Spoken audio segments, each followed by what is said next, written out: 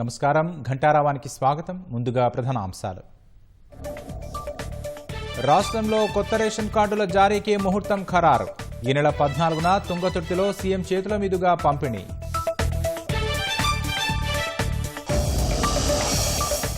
కల్తీ కల్లు వ్యవహారంలో ఎక్సైజ్ శాఖ చర్యలు. Balanagar excise SHO Venukumar suspension.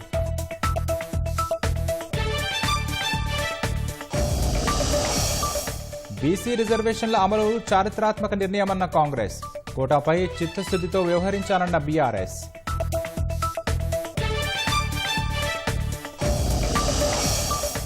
Raja Singh రాజీనామాను ఆమోదించిన బీజేపీ అధిష్టానం. పదవీ అధికారం కోసం వైదొలగలేదని ఎమ్మెల్యే వ్యాఖ్య.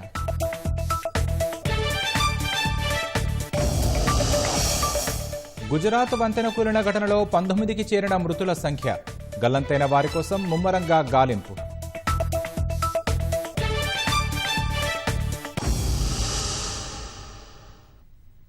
స్థానిక సంస్థల ఎన్నికల్లో 42% బీసీల రిజర్వేషన్ల కోసం రాష్ట్ర ప్రభుత్వం తీసుకురానున్న ఆర్డినెన్స్పై ఎవరూ చట్టపరంగా ముందుకు వెళ్లి ఇబ్బందులు కలిగించవద్దని కాంగ్రెస్ సీనియర్ నేత కేశవరావు ఇతర మంత్రులు విజ్ఞప్తి చేశారు.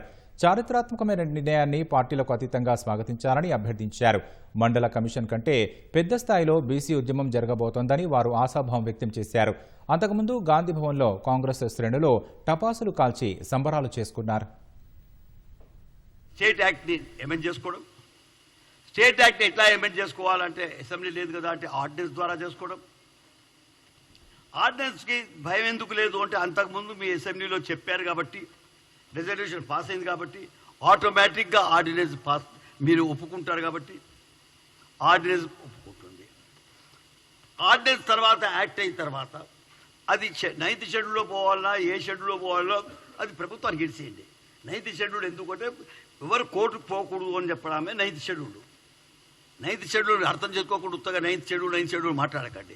కాబట్టి 9th షెడ్యూల్ అంటే ఏదైనా యాక్టు ఒక షెడ్యూల్ తీసుకుంటా దాన్ని మనం కోర్టు లోపల ఛాలెంజ్ చేయలేము.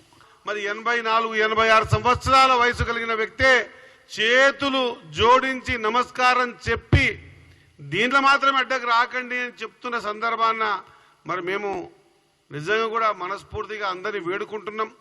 ఈ కార్యానికి 42% రిజర్వేషన్ ప్రక్రియకు ఇంకా మీరేమైనా ఏది ఆర్డినెన్స్ తీసుకుంటున్నామో దానికి కాకుండా ఇంకా ఏమైనా చేస్తే బెటర్గా అవుతుంది, 42% ఇవ్వండి అని, లేదా 42% కంటే ఇంకా ఎక్కువ ఇవ్వండి అని అడిగే ఆలోచన విధానంతో ముందుకు రావాలి. ఇంత పెద్ద కార్యక్రమం జరుగుతూ ఉంటుంటే రాజకీయ పార్టీలో ఉండొచ్చు మీరు, మీ పార్టీ ఒక ఇంట్రెస్ట్ మేము కాదనం, కానీ దానికంటే పెద్దది ఇలా సమాజంలో ఉన్నటువంటి అట్టడుగు వర్గాలకు సంబంధించిన బలహీన వర్గాల అభివృద్ధికి స్థానిక సంస్థల ప్రజాప్రతినిధుల ద్వారా రేపు చట్టసభల్లో ప్రవేశించేటువంటి వేదిక. ఆ స్థానిక సంస్థల్లో నోటి కాడి కూడును చెడగొట్టద్దేమని మీ పార్టీలో మీరే ఒక రెబల్ థ్రెటన్గా మారాలి తప్ప ప్రభుత్వ నిర్ణయానికి ఎక్కడ కూడా విమర్శించేటువంటి పరిస్థితి రావద్దని కోరుతా ఉన్నా. ఇవాళ కూడా బలహీన వర్గాల బిడ్డలంగా మా పార్టీలో ఏదైనా ఇబ్బంది కలిగినాడు మేమందరం కూడా గొంతెత్తి మా పార్టీలో తెలంగాణ ఉద్యమం కావచ్చు, బలహీన వర్గాలకు న్యాయం సంబంధించి కావచ్చు, మా పార్టీ ఎజెండాని ఇలా ముఖ్యమంత్రి రెడ్డి ఉంటే అధ్యక్ష పదవి బీసీలకు ఇచ్చినటువంటి సాంప్రదాయం ఉన్నటువంటి పార్టీ ఏదైనా న్యాయం చేయగలుగుతుంది. ఏదైనా ఛాంపియన్ ఉందంటే బలహీన వర్గాలు కానీ ఎస్సీ ఎస్టీ మైనార్టీలకు ఒక కాంగ్రెస్ పార్టీతోటే మాత్రం సాధ్యమవుతుందనే మాట చారిత్రాత్మక నిర్ణయం ఇది. ఆర్డినెన్స్ పేరిట కాంగ్రెస్ పార్టీ ప్రభుత్వం మరోమారో బీసీలకు ద్రోహం చేసే ప్రయత్నం చేస్తున్నారని బీఆర్ఎస్ నేతలు మండిపడ్డారు. బీసీలకు 42% రిజర్వేషన్లు కల్పిస్తూ ఆర్డినెన్స్ తీసుకురావాలన్న రాష్ట్ర ప్రభుత్వ నిర్ణయం నేపథ్యంలో బీఆర్ఎస్ పార్టీకి చెందిన బీసీ నేతలు సమావేశమై తదుపరి కార్యాచరణపై చర్చించారు. గవర్నర్ ద్వారా కేంద్రానికి బిల్లు పంపినప్పటికీ దాన్ని బైపాస్ చేస్తూ ఆర్డినెన్స్ తీసుకొస్తామని అంటున్నారన్న మాజీ మంత్రి తలసాని శ్రీనివాస్ యాదవ్ గత అనుభవాల నేపథ్యంలో కొన్ని అనుమానాలు ఉన్నాయని తెలిపారు. దీని మీద అనేకమైనటువంటి అనుమానాలు కూడా ఉన్నాయి. దానికి ప్రధానమైనటువంటి కారణం ఏంటంటే కులగణన జరిగిన ధర్మిల దాన్ని తీర్మానం చేసి మరి గవర్నర్ గారి ద్వారా కేంద్రానికి పంపించినటువంటి సందర్భం ఉన్నప్పటికీ మళ్ళీ దాన్ని బైపాస్ చేస్తూ కొత్తగా ఆర్డినెన్స్, గతంలో ఇచ్చినటువంటి ఆర్డినెన్సు తమిళనాడులో 4 సార్లు ఇచ్చినప్పటికీ, మహారాష్ట్రలో కానివ్వండి, మా ప్రభుత్వం కూడా లోకల్ బాడీ ఎన్నికలప్పుడు మేము కూడా ఇచ్చిన దాన్ని మరి సుప్రీంకోర్టు కొట్టేసినటువంటి సందర్భాన్ని కూడా పురస్కరించుకొని మాకు కొన్ని అనుమానాలు ఉన్నాయి. అల్టిమేట్గా మా డిమాండ్ వల్ల మీరు ఏం చేస్తారో మాకు అనవసరం, మా జాతికి మాత్రం 42% రిజర్వేషన్ అయిన తర్వాతనే ఇది మీరు ఇచ్చినటువంటి హామీ, మీ హామీని మీరు నిలబెట్టుకోవాలి. బీసీలకు 42% రిజర్వేషన్లు అమలు కోసం ఆర్డినెన్స్ జారీకి రాష్ట్ర మంత్రివర్గం ఆమోదం తెలపడం తెలంగాణ జాగృతి విజయమని కల్వకుంట్ల కవిత అన్నారు. బంజారాహిల్స్లోని తన నివాసం నుంచి లోయర్ ట్యాంక్ బండ్లోని అంబేద్కర్ విగ్రహం వరకు జాగృతి శ్రేణులతో కలిసి ర్యాలీ నిర్వహించారు. మింటి కాంపౌండ్ వద్ద పూలే విగ్రహానికి పూలమాల వేశారు. రాష్ట్ర ప్రభుత్వంతో మీరు కేవియట్ వేయండి, కోర్టులో ఎటువంటి ఇబ్బంది రాకుండా చూడండి, ఆర్డినెన్స్ ఇవ్వండి, దాని తర్వాత 42% ఇస్తూ ఎలక్షన్కి వెళ్ళండి. ఇది మీరు ఇచ్చినటువంటి వాగ్దానం. ఒకవేళ ముందే ఈ పని చేసి ఉంటే బాగుంటుండే, కానీ మేమందరం పోరాటాలు చేసి ఉద్యమాలు చేసి బీసీ బిడ్డలందరూ రోడ్ల మీదకి వచ్చి రైలు రోకో చేస్తా అన్న తర్వాత మీరు ఇది చేయడం అన్నది డెఫినెట్గా ఇది తెలంగాణ బీసీ బిడ్డల విజయం, తెలంగాణ జాగృతి విజయం అని చెప్పి సంపూర్ణంగా మేము నమ్ముతా ఉన్నాం. కాళేశ్వరం ప్రాజెక్టులో భాగంగా నిర్మించిన ఆనకట్టలకు మంత్రివర్గ ఆమోదం 6 సార్లు ఉందని, దాంతోపాటు 3 సార్లు శాసనసభ ఆమోదం కూడా ఉందని మాజీ మంత్రి బీఆర్ఎస్ శాసనసభ్యుడు హరీష్ రావు తెలిపారు. జస్టిస్ పీసీ ఘోష్ కమిషన్ను కలిసిన ఆయన ప్రాజెక్టుకు సంబంధించిన అదనపు సమాచారం అందించారు. సందర్భం వచ్చినప్పుడు ఇంకా అన్ని వివరాలు బయటపెడతామన్న ఆయన ప్రభుత్వం కమిషన్కు అందించిన సమాచారం ఇవ్వాలని అడిగితే ఇవ్వడం లేదని ఆక్షేపించారు. అసెంబ్లీలో ఎన్ని రోజులైనా చర్చకు సిద్ధమన్న హరీష్ రావు మైక్ కట్ చేయవద్దు, వాయిదా వేసుకుని పారిపోవద్దని కోరారు. నేను సింపుల్ గా అడుగుతున్నాండి, అజ్ఞానం అనే ఒక మాట అన్న రేవంత్ రెడ్డి చాలా పెద్ద మాట అనకూడదు, కానీ నిజంగా బాధతో అంటున్నా. ఎందుకు అజ్ఞానంతో మాట్లాడారు చెప్పాలా? ఏం మాట్లాడింది రేవంత్ రెడ్డి? మొదటి రోజు గోదావరిలో 1000 ఇచ్చేసాయి, కృష్ణాలో 500 ఇచ్చి చంద్రబాబు నాయుడు నీ ఇష్టం ఉన్నది నీళ్ళు తీసుకపో, 1000 ఇచ్చేసాయి, 500 ఇచ్చి నీ ఇష్టం బుద్ధినంత రాసుకపో, కృష్ణా నదిని దోచుకో అని చెప్పి ఆయనకు బ్లాంకెట్ సర్టిఫికేట్ ఇచ్చిండు రేవంత్ రెడ్డి. అది అజ్ఞానంతో మాట్లాడినటువంటి మాట. ఎందుకు ఈ మాట అంటున్నా? గోదావరిలో 968 కాదు, వరద జలాల్లో 1958 టీఎంసీల హక్కు ఉన్నది. 2918 టీఎంసీలు గోదావరిలో తెలంగాణకు రావాలని కేసీఆర్ ఆ రోజు మాట్లాడినరు. 2918 రావాలని కేసీఆర్ అడిగితే రేవంత్ రెడ్డి 1000 చాలు, ఇక చంద్రబాబును మొత్తం తీసుకుపో అన్నాడు. ఎప్పుడైతే ఈ విషయాలు నేను బయట పెట్టినో తన అజ్ఞానాన్ని గ్రహించి నాలుక ఖర్చుకొని రేవంత్ రెడ్డి ఇప్పుడు నిన్నేం మాట్లాడతాడు అంటే, లేలే వరద జలాల్లో మా వాటా ఉన్నది, అందులో కూడా మేము మాకు ఇయ్యాలి కదా నువ్వు అని ఎప్పుడు మాట్లాడిండు? ఆయన అజ్ఞానాన్ని మేము బయట పెట్టి, అయ్యా కేసీఆర్ 918 అడిగిండు, నువ్వు 1000 అడిగినావు, ఇది తెలంగాణకు అన్యాయం అని చెప్పి నేను డాక్యుమెంట్లు బయట పెడితే ఆయన అజ్ఞానాన్ని సవరించుకునే ప్రయత్నం చేసిండు. కృష్ణాలో కూడా ఏమంటాడు? 500 చాలని రేవంత్ రెడ్డి అన్నాడు. ఉత్తమ్ కుమార్ రెడ్డి నిన్న మాట్లాడినప్పుడు ఏమన్నాడో చూడండి. నిన్న పీపీటీలో ఉత్తమ్ కుమార్ రెడ్డి ఏమంటాడు? 573 టీఎంసీల కోసం ట్రిబ్యునల్ ముందు మా న్యాయవాదులు వీరోచిత పోరాటం చేస్తుండ్రు అన్నాడు. నేను రేవంత్ రెడ్డి అజ్ఞాని అనుకున్నా గానీ ఉత్తమ్ కుమార్ రెడ్డి కూడా ఇంత పైలట్ చదువుకున్నడివి, కనీసం 20 నెలలైంది నువ్వు నీళ్ల మంత్రి అయి, గది కూడా అవగాహన తెచ్చుకోకపోతే నేను బాధపడతా ఉన్నా, చింతిస్తా ఉన్నా. ఎందుకు ఈ మాట అంటున్నా అంటే, ట్రిబ్యునల్ ముందు మన అడ్వకేట్లు 763 టీఎంసీలకు వాదనలు వినిపిస్తున్నారు. తెలంగాణ హక్కు 763 టీఎంసీలని ట్రిబ్యునల్ ముందు కృష్ణానది హక్కుల కోసం మన న్యాయవాదులు, మన ఇరిగేషన్ శాఖ పోరాటం చేస్తే 500 చాలని ముఖ్యమంత్రి అంటాడు, 573 చాలని నీళ్ల మంత్రి అంటాడు. మీరు అసలు ఏం మాట్లాడుతున్నారు? మీ మాటలు ఈ రాష్ట్ర ప్రయోజనాలకు గొడ్డలి పెట్టు. చంద్రబాబు నాయుడు చెప్పినట్టు పని చేస్తుండ్రా? ఈ రాష్ట్రం కోసం పని చేస్తుండ్రా? బేసిన్లు తెలియని ఆయన ముఖ్యమంత్రి అయిపోయిండు, బేసిక్లు తెలియని ఆయన నీళ్ల మంత్రి అయిపోయిండు. ఏం చేయాలి? రాష్ట్రంలో అభివృద్ధి సంక్షేమ కార్యక్రమాలను సమం చేసుకుంటూ సీఎం రేవంత్ రెడ్డి సారథ్యంలో ఐకమత్యంగా పనిచేస్తున్నామని హైదరాబాద్ ఇన్ఛార్జ్ మంత్రి పొన్నం ప్రభాకర్ తెలిపారు. జూబ్లీహిల్స్ నియోజకవర్గంలో సీసీ రోడ్ల నిర్మాణం, డ్రైనేజీ సమస్యల పరిష్కారం, తాగునీటి పనులకు సహచర మంత్రులు తుమ్మల నాగేశ్వరరావు, వివేక్ వెంకటస్వామితో కలిసి శంకుస్థాపనలు చేశారు. నగర అభివృద్ధికి పక్కా ప్రణాళికతో పనిచేస్తున్నట్లు మంత్రి పొన్నం ప్రభాకర్ వివరించారు.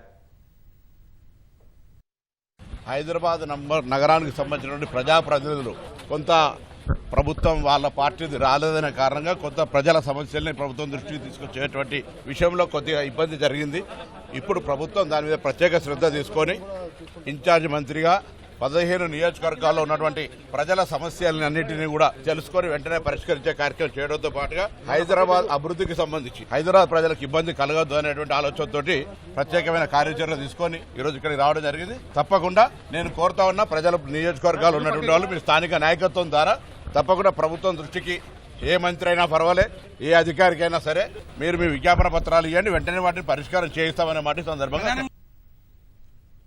గోషామహల్ ఎమ్మెల్యే రాజాసింగ్ రాజీనామాను బీజేపీ అధిష్టానం ఆమోదించింది. రామచంద్రరావుకు అధ్యక్ష బాధ్యతలు ఇవ్వడం పట్ల అసంతృప్తి వ్యక్తం చేస్తూ గత నెల 30న రాజాసింగ్ రాజీనామా చేశారు. పార్టీపైన తీవ్ర ఆరోపణలు చేశారు. రాజీనామా లేఖను ఆనాటి అధ్యక్షుడిగా ఉన్న కిషన్ రెడ్డికి ఇచ్చారు. రాజీనామా లేఖను కిషన్ రెడ్డి జాతీయ నాయకత్వానికి పంపించారు.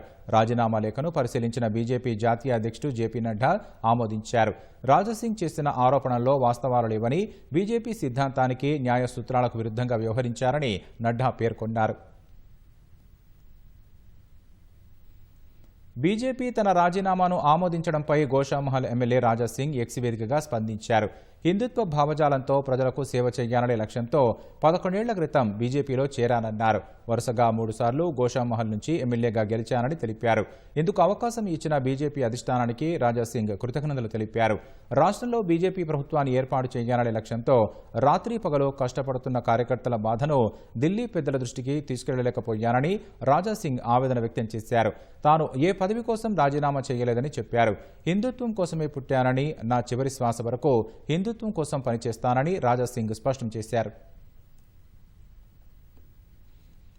ప్రైవేటు ఇంజనీరింగ్ కళాశాలలకు హైకోర్టులో చుక్కెదురైంది. ఫీజులు పెంచుకునేందుకు అనుమతి ఇవ్వాలని ఆయా కాలేజీలు దాఖలు చేసిన పిటిషన్ను ఉన్నత న్యాయస్థానం కొట్టివేసింది. ఫీజుల పెంపు కోసం ఇచ్చిన వినతులపై తెలంగాణ ప్రవేశాలు, రుసుముల నియంత్రణ కమిటీ TAFRC నిర్ణయం తీసుకోవాలని ఆదేశించింది. 6 వారాల్లో నిర్ణయం తీసుకుని ప్రభుత్వానికి ప్రతిపాదనలు పంపాలని సూచించింది. ప్రభుత్వం తీసుకునే తుది నిర్ణయంపైనే ఫీజుల పెంపు ఆధారపడి ఉంటుందని స్పష్టం చేసింది.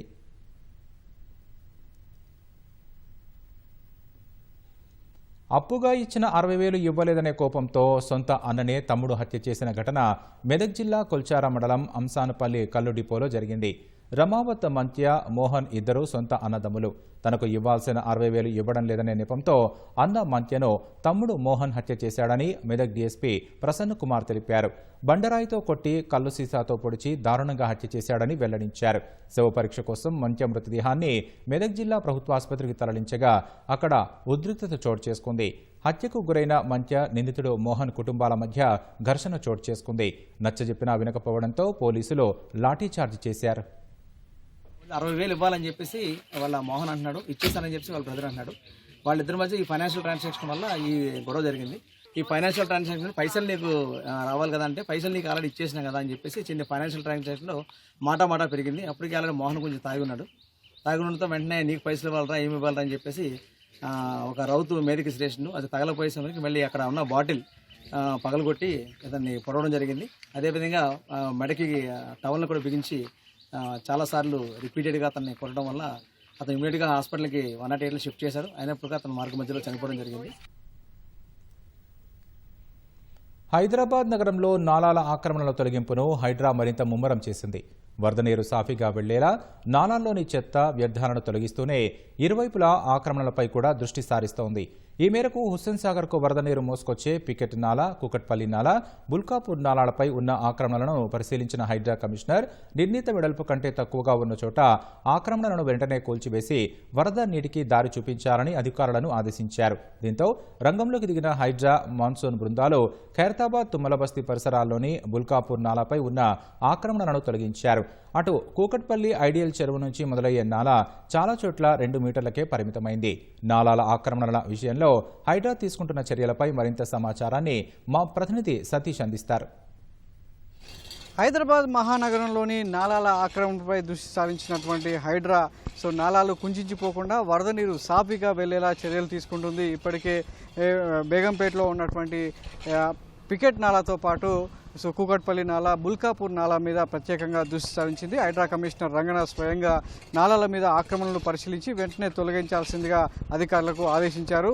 చాలా వరకు నాలాలు అనేది కుంచుకుపోయాయి. దాదాపు 10 నుంచి 15 మీటర్లు ఉండాల్సినటువంటి నాలాలు 5 నుంచి 8 మీటర్ల వెడల్పునకు కుంచుకుపోవడంతో చాలా చోట్ల వరద నీరు వెళ్లేందుకు ఆస్కారం లేకపోవడంతో సమీప కాలనీలు కావచ్చు, ఎగువ ప్రాంతాలను వరద నీరు ముంచెత్తుంది. అంతేకాకుండా మామూలు సమయంలో ఏదంటే బురద నీరు అంటే ఇళ్ల నుంచి వచ్చేటువంటి వ్యర్థాలు కావచ్చు, మురుగునీరు అంతా వెళ్ళడానికి కూడా ఇబ్బందికరంగా మారింది. నాలాల్లో చాలా వరకు చెత్త చెదారం నిండిపోవడం కూడా ఒక రకంగా వరద నీరు వర్షాలు పడినప్పుడు వరద నీరు ముంచెత్తడానికి గల కారణమవుతుందని గుర్తించినటువంటి హైడ్రా ఈ నాలాలకు సంబంధించి పూర్తి స్థాయిలో ఎక్కడా కూడా ఇబ్బంది లేకుండా చూడాలని చెప్పేసి నిర్ణయించుకుంది. ఆ క్రమంలోనే నాలాల ఆక్రమణపైన దృష్టి సారించినటువంటి హైడ్రా ప్రస్తుతం బుల్కాపూర్ నాలా ఒకడైతే రంగారెడ్డి జిల్లా శంకర్పల్లి నుంచి ప్రవహిస్తూ హుస్సేన్ సాగర్ వరకు వరద నీరునంతా కూడా మోసుకొస్తుంది. ఈ మార్గంలో దాదాపు కిలోమీటర్ల కొద్దీ ఈ బుల్కాపూర్ నాలా అనేది ఆక్రమణలకు గురైంది. చాలా చోట్ల నాలాను ఆక్రమించి ప్రహరీ గోడలు కావచ్చు, సమీపంలో ఉన్నటువంటి నివాసాలన్నీ కూడా ఆక్రమించి నిర్మాణాలు ఏర్పాటు చేయడంతో వరద నీరుకంతా కూడా అడ్డంకిగా మారింది. దీన్ని పూర్తి స్థాయిలో పరిశీలించినటువంటి హైడ్రా కమిషనర్ రంగనాథ్ నాలా మీద ఆక్రమణలు తొలగించే ప్రక్రియ అయితే మొదలుపెట్టారు. అందులో భాగంగా ప్రస్తుతం ఇక్కడ ఉన్నటువంటి ఆనంద్ నగర్కు సమీపంలో ఉన్నటువంటి శ్రీధర్ ఫంక్షన్ హాల్ వెనుక వైపున నాలా 10 మీటర్లు ఉండాల్సింది కేవలం 5 మీటర్లు మాత్రమే మిగిలింది. సో ఆ మిగతా భాగం ఏదైతే ఆక్రమణకు గురైందో దాన్ని తొలగించాల్సిందిగా అధికారులకు ఆశించడంతో సిబ్బంది అంతా ఇక్కడికి చేరుకొని ఆక్రమణకు గురైనటువంటి ఆ ప్రాంతాన్ని అంతా కూడా తొలగించారు. అంతేకాకుండా నాలలో పేరుకుపోయినటువంటి చెత్త చెదారాన్ని కూడా తొలగిస్తూ వరద నీరు సాఫీగా వెళ్లేలా చూడడం జరుగుతుంది. సో దీనికి సంబంధించి ఈ బుల్కాపూర్ నాలాతో పాటు పికెట్ అదేవిధంగా కూకట్పల్లి ఐడియల్ నాలాకు సంబంధించి కూడా హైడ్రా ప్రత్యేకంగా దృష్టి సారించింది. కూకట్పల్లిలోని ఐడియల్ చెరువు నుంచి మొదలైనటువంటి నాలా వెడల్పు 7 మీటర్లు ఉండాల్సి ఉండగా చాలా చోట్ల 2 మీటర్లకే పరిమితమైంది. దీంతో అక్కడ హబీబ్ నగర్, శ్రీహరి నగర్, శివశక్తి నగర్ మొత్తం కూడా ప్రతి వర్షాకాలంలో నీట మునగడం, జలమయంగా మారడం అనేది పరిపాటిగా మారింది. దీంతో అక్కడ దాదాపు వర్షం పడిన ప్రతిసారి నడుముల లోతు నీళ్లు ఉంటాయని చెప్పేసి స్థానికులు హైడ్రాకు ఫిర్యాదు చేయడం జరిగింది. స్థానికుల ఫిర్యాదులను పరిగణలోకి తీసుకొని నాలాను ఆనుకొని ఉన్నటువంటి ఆక్రమణలకు సంబంధించి కూడా హైడ్రా ప్రత్యేకంగా దృష్టి సారించి అక్కడ ఆర్సీ అదేవిధంగా ఎన్కేఆర్ ఫంక్షన్ హాల్లకు సంబంధించినటువంటి నిర్వాహకులు 3 మీటర్లకు పైగా ఆక్రమణకు పాల్పడినట్టుగా గుర్తించింది. దానికి సంబంధించి 2 ఫంక్షన్ హాల్ల పొడవున ఆక్రమణలను తొలగించి వరద నీరు సాఫీగా వెళ్లేలా చూసింది. అయితే చాలా చోట్ల దాదాపు ఈ నాలాల మీద దాదాపు 900 ప్రాంతాల్లో ఏదైతే కల్వర్ట్లు ఉన్నాయో ఆ కల్వర్ట్ల వద్ద పెద్ద ఎత్తున ఈ చెత్తా చెదరం కావచ్చు, ప్లాస్టిక్ వ్యర్థాలు, అదేవిధంగా ఈ ఫామ్కు సంబంధించినటువంటి చాలా వ్యర్థాలు అనేది పేరుకుపోవడం కూడా వరద నీరు సాఫీగా వెళ్లేందుకు వీలు లేకుండా ఉన్నట్లుగా గుర్తించింది. అదంతా కూడా దాదాపు హైడ్రా మాన్సూన్ బృందాలన్నీ కూడా ఎప్పటికప్పుడు దాన్ని పరిశుభ్రం చేస్తూనే ఉన్నాయి. దాదాపు మాన్సూన్కు సంబంధించి 150 టీములు, అదేవిధంగా డిఆర్ఎఫ్కి సంబంధించి 51 టీములు నిరంతరం పనిచేస్తూ నాలాల వద్ద కావచ్చు, అంటే వరద నీరు నిలిచేటువంటి ప్రాంతాలకు సంబంధించి వరదని ఇబ్బంది లేకుండా ఉండేందుకు అయితే చర్యలు అయితే కొనసాగుతున్నాయి. దాదాపు 4000 మందితో ఈ మాన్సూన్కి సంబంధించినటువంటి చర్యలు చేపట్టినటువంటి హైడ్రా ఆ నాలాల ఆక్రమణల మీద ప్రత్యేకంగా దృష్టి సారించి వచ్చేటువంటి ప్రతి ఫిర్యాదును కూడా పరిశీలించి ఆక్రమణలు తొలగించేటువంటి ప్రయత్నం చేస్తుంది. ఈ వర్షాకాలంలో నగరంలో చాలా చోట్ల కూడా 2 సెంటీమీటర్లు కురవాల్సిన వర్షం 10 సెంటీమీటర్లు, 5 సెంటీమీటర్లు కురవాల్సిన చోట 10 సెంటీమీటర్ల వర్షం కురుస్తున్నటువంటి నేపథ్యంలో ఒక్కసారిగా ఆ ప్రాంతం అంతా కూడా జలమయంగా మారుతుంది. స్థానికులు తీవ్ర ఇబ్బందులు ఎదుర్కొంటున్నారు. ఆ వరద నీరు వెళ్లేటువంటి మార్గాలన్నీ కూడా మూసుకుపోవడంతో స్థానికులు చాలా ఇబ్బంది పడుతున్నటువంటి దృష్ట్యా ఈ వర్షాకాలంలో అలాంటి సమస్యలు ఉత్పన్నం కాకూడదు. వచ్చే వర్షానికల్లా కూడా పూర్తి స్థాయిలో నాలాలు వరద నీరు సాఫీగా వెళ్లాలని నిర్ణయించినటువంటి హైడ్రా అందుకు సంబంధించినటువంటి చర్యలు అయితే కొనసాగిస్తుంది. ప్రస్తుతం నాలాల పరిశుభ్రతే కాదు, ఆక్రమణల తొలగింపు కూడా ముమ్మరంగా కొనసాగిస్తుంది హైడ్రా. కెమెరామెన్ రమేష్తో సతీష్, ఈటీవీ న్యూస్, హైదరాబాద్. అనకాపల్లి జిల్లా నక్కపల్లి మండలం కాగిత టోల్ ప్లాజా వద్ద పెను ప్రమాదం తప్పింది. విశాఖ నుంచి కాకినాడ వైపు వెళుతున్న లారీ టోల్ ప్లాజా వద్దకు రాగానే అదుపు తప్పి 1వ కౌంటర్ నుంచి 2వ కౌంటర్కు దూసుకెళ్లింది. ఈ ప్రమాదంలో 2వ కౌంటర్లో ఆగి ఉన్న మరో వ్యాన్ను ఢీకొట్టింది. టోల్ సిబ్బంది భయంతో పరుగులు తీశారు. లారీ డ్రైవర్ మద్యం మత్తులో ఉండటం వల్లే ప్రమాదం జరిగినట్లు పోలీసులు ప్రాథమికంగా అంచనా వేశారు. ప్రమాద దృశ్యాలు సీసీ కెమెరాల్లో రికార్డయ్యాయి.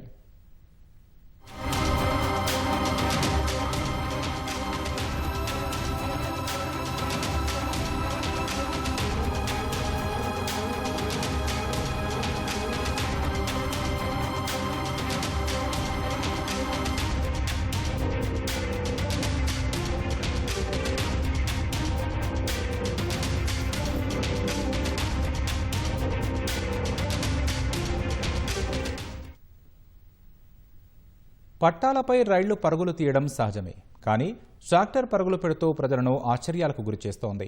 మహబూబాబాద్ జిల్లా రైల్వే స్టేషన్ నిర్మాణ పనులను చేపట్టిన గుత్తేదారు కంపెనీ పట్టాలపై పరుగులు పెట్టేందుకు ప్రత్యేక ట్రాక్టర్ను తయారు చేయించింది. సామగ్రిని తరలింపు కోసం దీనిని ఉపయోగిస్తున్నారు. ట్రాక్టర్ రబ్బర్ టైర్ల స్థానంలో రైలు బోగీలకు ఉండే ఇనుప చక్రాలను అమర్చారు. ఈ ట్రాక్టర్ ద్వారా సామగ్రిని సునాయాసంగా ట్రాక్పై తరలిస్తున్నారు.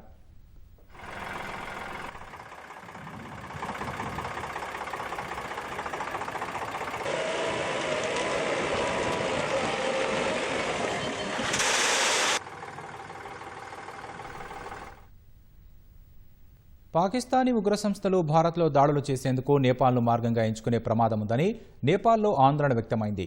స్వయంగా నేపాల్ అధ్యక్షుడు సీనియర్ సలహాదారు ఓ ఉన్నత స్థాయి సెమినార్లో ఆ దేశ ప్రభుత్వానికి హెచ్చరికలు చేశారు. లష్కరే తోయిబా, జైషే మహమ్మద్ వంటి పాకిస్తాన్ వేదికగా కార్యకలాపాలు నిర్వహించే ఉగ్ర సంస్థలతో నేపాల్కు పరోక్షంగా ముప్పు వాటిల్లుతోందని సెమినార్లో నిపుణులు తెలిపారు.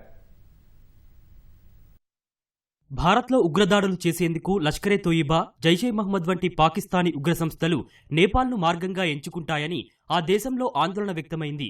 ఈ మేరకు దక్షిణాసియాలో ఉగ్రముప్పులను ఎదుర్కోవడంపై చర్చ కోసం కాఠ్మండూలో జరిగిన ఓ ఉన్నత స్థాయి సెమినార్లో పాల్గొన్న నేపాల్ అధ్యక్ష సలహాదారు బహదూర్ తాపా నేపాల్ అధ్యక్షుడు రామచంద్ర పౌండెల్ను హెచ్చరించారు. భారత్లో జరిగే ఉగ్రదాడులు నేపాల్పై ప్రభావం చూపుతాయని సెమినార్లో పాల్గొన్న పాలసీ మేకర్లు, నిపుణులు తెలిపారు. IC-814 విమానం హైజాకింగ్, పహల్గాం ఉగ్రదాడి సమయంలో నేపాలీలు మృతి చెందిన విషయాన్ని గుర్తు చేశారు. ఉగ్రవాదంపై పోరులో ద్వంద్వవైఖరి ప్రదర్శించొద్దని ఇతర దేశాలకు సెమినార్ పిలుపునిచ్చింది. ప్రాంతీయ శాంతి స్థిరత్వం, సమైక్యత సహా సార్క్ ప్రభావాలకు అడ్డంకిగా ఉగ్రవాదం మారిందని స్పష్టం చేసింది. ఉగ్ర నిర్మూలనకు భారత్, నేపాల్ బార్డర్లో సంయుక్త పెట్రోలింగ్, నిఘా సమాచార మార్పిడి చేసుకోవడం సహా మనీ లాండరింగ్ ను అరికట్టాల్సిన అవసరముందని పేర్కొంది. భారత్, నేపాల్ మధ్య 1751 కిలోమీటర్ల మేర సరిహద్దు ఉంది. ఇక్కడ భద్రతా తనిఖీలు తక్కువగా ఉంటాయి. ఫలితంగా నేపాలీల వివరాలను ఫోర్జరీ చేసి పాకిస్తానీ ఉగ్రవాదులు సులభంగా సరిహద్దు దాటి వచ్చే ప్రమాదాన్ని నిఘా వర్గాలు ఎప్పుడో గుర్తించాయి. గతంలో అలా చొరబాటుకు యత్నించిన లష్కరే తోయిబా, జైషే మహమ్మద్ ముష్కరులను సరిహద్దు పోలీసులు అరెస్టు చేశారు. 1999లో జరిగిన ఇండియన్ ఎయిర్లైన్స్ విమానం IC-814 హైజాకింగ్ దీనికి ఒక ఉదాహరణ. కాఠ్మండూ నుంచి ఢిల్లీ వస్తున్న విమానాన్ని ఉగ్రవాదులు ఆయుధాలతో ఎక్కి హైజాక్ చేశారు. మావోయిస్టులకు వరుస దెబ్బలు తగులుతూనే ఉన్నాయి. ఇప్పటికే పలువురు అగ్రనేతలు సహా పెద్ద సంఖ్యలో మావోయిస్టులు హతమయ్యారు. తాజాగా కుతుల్ ఏరియా కమిటీ కమాండర్ సుక్కులాల్ సహా 22 మంది మావోయిస్టులు నారాయణపూర్ జిల్లా ఎస్పీ ముందు లొంగిపోయారు. వారిలో 8 మంది మహిళా మావోయిస్టులు కూడా ఉన్నారు. లొంగిపోయిన మావోయిస్టులపై 37 లక్షల రూపాయల రివార్డు ఉన్నట్లు పోలీసులు తెలిపారు. లొంగిపోయిన వారిలో కొందరికి పలు విధ్వంసకర ఘటనల్లో ప్రత్యక్షంగా ప్రమేయం ఉన్నట్లు చెప్పారు. అబుజ్మడ్ను కాపాడాలంటూ గతేడాది నుంచి నిర్వహిస్తున్న ఉద్యమం సత్ఫలితాలిస్తోందని పోలీసులు తెలిపారు. హర్యానాలోని గురుగ్రామ్లో అతివేగంతో వెళుతున్న ట్రక్కు వంతెనపై నుంచి కింద పడింది. ఈ ప్రమాదంలో ట్రక్కుకు మంటలు అంటుకోగా డ్రైవర్, క్లీనర్కు గాయాలయ్యాయి. స్థానికులు అగ్నిమాపక సిబ్బందికి సమాచారం ఇవ్వడంతో వారు హుటాహుటిన ఘటనాస్థలికి చేరుకున్నారు. రహదారిపై నుంచి నీళ్లు చల్లుతూ మంటలను అదుపులోకి తెచ్చారు. ఢిల్లీ ముంబై ఎక్స్ప్రెస్ వేపై ఈ ఘటన జరిగింది.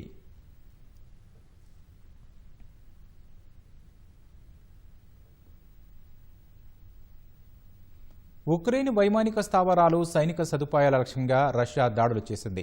దీర్ఘశ్రేణి ఆయుధాలు, డ్రోన్లతో కీవ్ సహా ఇతర ప్రాంతాలపై విరుచుకుపడింది. ఈ మేరకు ఒక వీడియోను విడుదల చేసింది. ఇటీవల వరుస దాడులు చేస్తూ ఉక్రెయిన్ను రష్యా ఉక్కిరిబిక్కిరి చేస్తోంది. రోజు 500 నుంచి 700 మధ్య డ్రోన్లను ప్రయోగిస్తూ పంజా విసురుతోంది. అటు అమెరికా నుంచి ఉక్రెయిన్కు ఆయుధాల సరఫరా తిరిగి ప్రారంభమైంది. రష్యా దాడుల నుంచి తట్టుకునేందుకు రక్షణాత్మక ఆయుధ వ్యవస్థలను సరఫరా చేయాలని ఇటీవల ట్రంప్ ఆదేశించారు.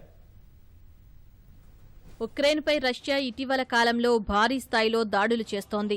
నిత్యం డ్రోన్లు, క్షిపణులతో విరుచుకుపడుతోంది. తాజాగా ఉక్రెయిన్ వైమానిక స్థావరాలు, సైనిక సదుపాయాల లక్ష్యంగా వైమానిక దాడులు చేసింది. దీర్ఘశ్రేణి ఆయుధాలు, డ్రోన్లతో పెద్ద మొత్తంలో దాడులు చేసింది. ఈ మేరకు రష్యా రక్షణ శాఖ ఒక వీడియోను విడుదల చేసింది. నిర్దేశించుకున్న లక్ష్యాలన్నింటినీ ధ్వంసం చేశామని పేర్కొంది. ఖర్కీవ్, దొనెత్స్క్ ప్రాంతాల్లో ఉక్రెయిన్ దాడులను తిప్పికొట్టామని తెలిపింది. ఎదురుదాడుల్లో ప్రత్యర్థి సైనిక పరికరాలను భారీ స్థాయిలో ధ్వంసం చేశామని వెల్లడించింది. రష్యా ప్రయోగించిన 382 డ్రోన్లను అడ్డుకున్నామని ఉక్రెయిన్ వైమానిక దళం తెలిపింది. వరుసగా రెండో రోజు మాస్కో సేనలు భారీ స్థాయిలో వైమానిక దాడులకు దిగాయని పేర్కొంది. 8 ప్రాంతాలపై రష్యా దాడులు చేసిందని వెల్లడించింది. అటు సరిహద్దుల్లో ఉక్రెయిన్ సైన్యం, మాస్కో సేనలతో తలపడుతున్నాయి. యుద్ధ ట్యాంకులతో ఇరు దేశాలకు చెందిన దళాలు ఒకరిపై మరొకరు దాడులు చేసుకుంటున్నారు.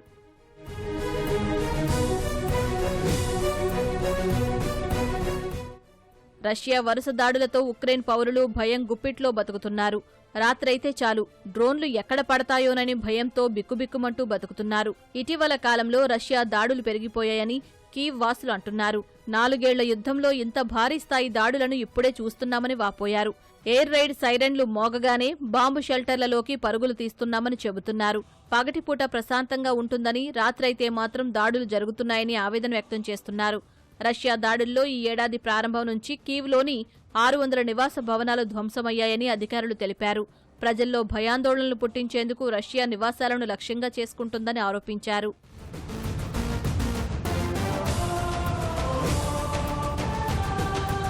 ఉక్రెయిన్తో 3వ దఫా శాంతి చర్చలు జరిపేందుకు సిద్ధంగా ఉన్నామని క్రెమ్లిన్ అధికార ప్రతినిధి దిమిత్రీ పెస్కోవ్ తెలిపారు.